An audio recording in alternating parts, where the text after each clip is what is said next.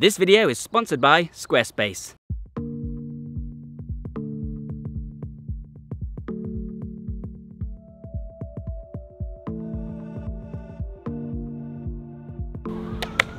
Come sit with me. There's much to discuss. Dude, too close.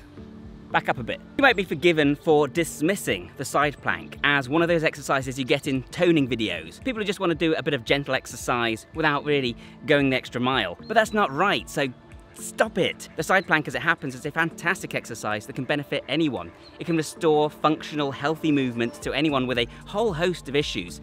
And it's a tool used by athletic coaches to help their athletes produce more power and explosiveness. The side plank is an exercise that can address hip issues, knee problems. It can improve your gait, your walking mechanics, and it's particularly good for your back and for a whole host of back-related issues. In fact, a version of the plank is one of the big 3 exercises recommended by the back mechanic, Dr. Stuart McGill. As with all these things, the key with the side plank is to make sure you're doing it correctly, to make sure that you're using it in the right context, and to adapt it to suit you, whether that means making it harder or easier. Okay, so this is one of the simpler movements to explain, and so I'm going to start by just talking you through it. Basically, you're going to lie down on your side, place one hand directly underneath your shoulder, and then straighten out your body. What's important is there's a straight line all the way down and that you're not sagging at the waist or overextending. You want to keep it nice and straight, like so. And of course, if you find that a little bit difficult, you can put your elbow in the muddy floor, like so. And if that's still too difficult, you can bend the knees, and now you're just going from here to here, and this should be a fairly gentle exercise that most people can manage. And then of course the objective is to hold that position for 30 seconds, 60 seconds, longer, or if you find that too easy, to find ways to make it more difficult, which we'll talk about in a moment. What this is then is it's a core stabilization exercise. In other words, you're training your core to become better at stabilizing your body. You're resisting movement rather than creating movement. In this case, it's anti-lateral flexion, meaning you're preventing your body from flexing side to side. This, of course, is really useful if you're carrying something heavy on one side and you want to keep your body upright, but it also has a lot of other benefit. You see, this exercise and others like it are in the frontal plane. The frontal plane being this, which means moving from side to side. A lot of the exercises we do are in the sagittal plane, meaning forwards and backwards, up and down. We don't do enough in the transverse plane, the rotational plane either, but I talk about that plenty. The frontal plane is just as important, whether you're an athlete wanting to quickly change direction, whether you're just running and you want to dart around a tree, or whether you're just someone who wants to stabilize himself in that position as you're walking and moving, especially, like I say, if you're carrying something. And this becomes especially important as you get older because the muscles you're going to be strengthening here are some of the ones that deteriorate fastest as we get older, probably because we're not really using them very much. Stabilizing the core is not just important to make sure you can move healthily and continue to move healthily. It's not just important for preventing injury. It's also really important for delivering power, for transferring power to the ground. If your core is floppy, then when you push off the ground, what will happen is you'll move your body. Instead of launching your body will fold. What you want to happen is for your body to be completely rigid so that when you launch off, you just go flying. Frontal plane. And of course, if you want to produce power in this way or prevent someone from knocking you over in sports, then again, you need training in this plane, and this exercise is particularly good for that. So in terms of the muscles we're working, of course, we're working the obliques, which run down the side of the body. These are overlooked muscles that are important for functional performance, but they're also important for aesthetics. If you want to have a really nice, ripped-looking six-pack, then creating more detail on either side is one of the best hacks for doing that. You're also training the transverse abdomini to an extent, the kind of sheet of muscle that wraps around your core and helps you to brace. This will help you to brace in all directions. What's perhaps the most important, the most amazing, is what this can do for your spine, which of course is part of your core. Okay, so it's raining pretty heavily now. Like, why do I do this to myself? I have an office. One of the big ways that this stabilizes the spine is by training the multifidus muscles. These are muscles that don't get enough attention and should be talked about a lot.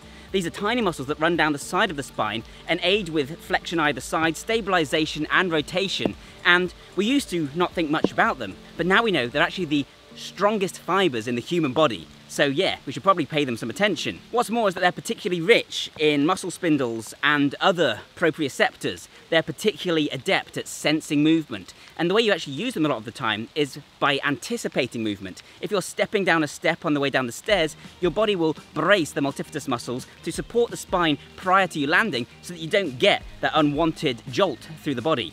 This is really important to train. It's something most of us ignore. So if you want to improve your spinal stability and your core strength, your athleticism, and prevent pain and injury, then using a variation of the side plank could be exactly what you need. Moreover, if you are someone who suffers with scoliosis, then this could be a tool that helps you to address that. You should definitely speak with a doctor or a physiotherapist or someone who can look at you, and it's not going to cure you overnight, but this is definitely a useful exercise that will probably be prescribed to you if you do struggle with that issue.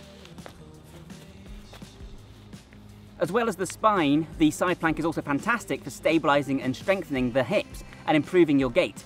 This is because it strengthens the quadratus lumborum, which you use to keep your pelvis in line with your spine. This muscle connects the pelvis to the lumbar spine, and by strengthening it, you can this way prevent your hips from dropping when you're running or walking, keeping them nicely in line. This once again helps you to transfer more power to the ground when you're sprinting and walking. It's great for preventing injuries and falls, and of course it's also really good for balance. And of course, the side plank in general is really good for balance, especially if you perform it on a narrow beam.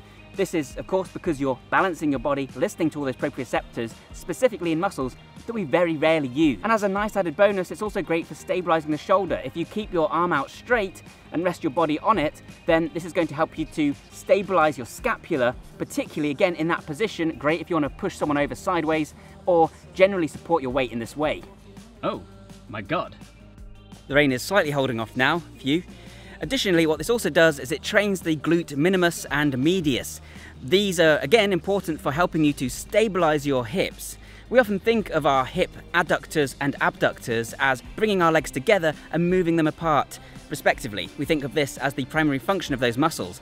In fact, though, the primary function of those muscles is to prevent movement, to keep our legs stable so that when we walk, they're in a straight line and our knees are nicely stacked beneath our hips. Obviously, there are times where having strength in those muscles can be beneficial if you want to throw a side kick, for example, or perform a middle split or something like that. But generally, what you really want to be doing is training stabilization in these muscles. That's their primary function, and that's exactly what the side plank trains. Good side plank, Tree. If you don't have a handy-dandy tree to use as a level, then a great tip is to do this in front of a mirror, and that way you can check that you really are straight. Finally, the last thing that makes this movement great is that it's unilateral, meaning you do it on just one side, which means you got to turn around and do it on the other side. And this is great for addressing imbalances. If you're someone, for example, who sits at a desk or on a sofa and crosses your leg over one side, and you're always doing the same leg, this can actually lead to shortness and tightness on one side in the quadratus lumborum. Likewise, if you're someone who always carries a bag on one side, you might find that one set of obliques are stronger than the other. I always carry my kids on one side, so I've got my other hand free for doing things. I try not to now, but it's something I've been doing for years and it's hard to undo. By doing this exercise, you can address those imbalances. And this is really important. As we've talked about, keeping your hips stable as you're moving helps you to not only prevent falls, but also to exert force equally when you're running or sprinting. All of us have one leg that's slightly longer than the other. No one is completely equal. But if you can make your strength as symmetrical as possible, this is going to transfer to better performance. Imagine if one leg is producing just slightly less force than the other, and then you extrapolate that over the course of an entire marathon.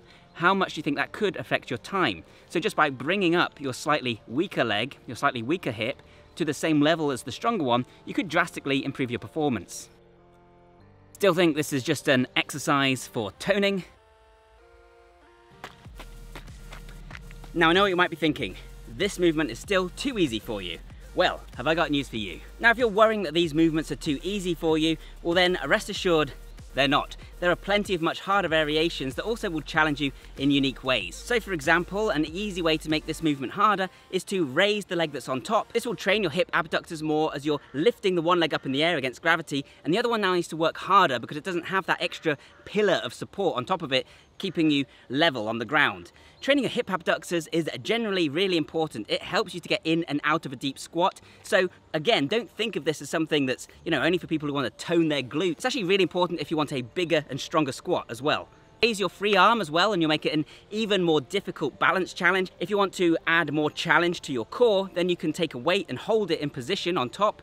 You can even move the weight as well if you want to train your rotator cuffs, and at the same time create even more of a balance challenge, because as the weight's moving forwards, you're going to be tempted to fall forwards as well. Oh, and if you want to add rotation to this movement, then you can do a reach. You can try and reach through underneath yourself and then reach up as though reaching for the ceiling or the sky. This works like a thread the needle. It's fantastic for also training the transverse plane. So now you're training rotation and frontal plane. Oh, one more thing, the great thing about movements like this is that they're dynamic, meaning that you're moving and therefore stabilizing yourself as you move, which of course is what you actually would be doing. You don't just stand in one spot normally. If you want another dynamic version of this exercise, then of course you can go from being in a side plank, roll into a normal plank, and then roll back out into another side plank. You could probably even go further back into a reverse plank, and this way you're just rolling down the street like a weirdo, but it's great for building stability throughout the core in a dynamic and fun way. Bye-bye. That's a whole bunch of more difficult versions of this exercise, but there's one more that's particularly valuable. And that last really challenging movement is the Copenhagen Plank. What you're doing here is you're using a bench to elevate the plank, which of course is another way you can generally make it more difficult, but at the same time you're only placing your upper leg on top, and now I'm using my hip adductors to keep me up. And you can even do little bounces if you want to make it even more challenging. Build up to the little bounces. This is a very underutilized muscle for most of us. It's very easy to injure it. So I hope you found this video useful and interesting, guys. Let me know in the comments down below. Do you use the side plank, and is it something you're going to start using now? What alternatives are there that you enjoy using instead? If you did enjoy this video, then please consider leaving a like and sharing it around. That helps me out immensely. And the biggest thing you can do for me, if you would like to help out, is to subscribe to the channel. I know that a lot of people watch this channel regularly who aren't subscribed, and I'm starting to get close to 1 million subscribers. It would be a massive personal milestone if I could get to that point, so yeah, if you are watching, I'd massively appreciate your subscribe. If you like this kind of training that looks at all-round functional performance, then check out my ebook and training program, Super Functional Training 2.0. That comes with over 2 hours of video instruction and an 80+ page ebook, as well as a bunch of bonus stuff. This is a program designed to not only build max strength, not only build aesthetics, but also to improve mobility, cardio, mobility, even brain function, all at the same time, so you don't have to choose just one thing to focus on. If that sounds interesting to you, then check it out. I'll leave a link in the description down below. But either way, thank you so much to all of you for watching this one. I massively appreciate it, and I'll see you next time. Bye for now. And did you know, guys, that this video was sponsored by Squarespace? Squarespace is a website building platform that makes it extremely easy for anyone to build a website. It drastically streamlines the process using their impressive fluid engine system to let you just drag and drop the elements you want for your site on the screen. It's extremely intuitive, and it takes minutes instead of weeks and months. You can then customize it to your heart's content, and it has all the options you could possibly need to extend the capabilities of your website if you want to grow your business. You can add things like e-commerce, advanced publishing tools, scheduling posts. You've got a fully integrated commenting system with threaded comments, replies and likes. You have member management, analytics, gated members only areas for easy revenue generation, and of course e-commerce for selling a bunch of different items from your website. And if you need to extend the capabilities of Squarespace even further, there are a bunch of different plugins provided by the community. For example, on the e-commerce side, you can add things like tax reconciliation, global shipping, and inventory management. The sky is the limit, and it's extremely easy to get started. It removes that barrier to entry so that anyone can have a great website to promote their hobbies, their interests, or their business. I highly recommend Squarespace, and if you want to find out more, you can go to squarespace.com, or when you're ready to launch, go to squarespace.com/Bioneer to get 10% off your first domain or website. Thank you so much again to Squarespace for sponsoring this video, and thanks to you guys for sticking around until the end and even watching the sponsored segment. You guys are my favorites. Thanks, guys. Bye for now.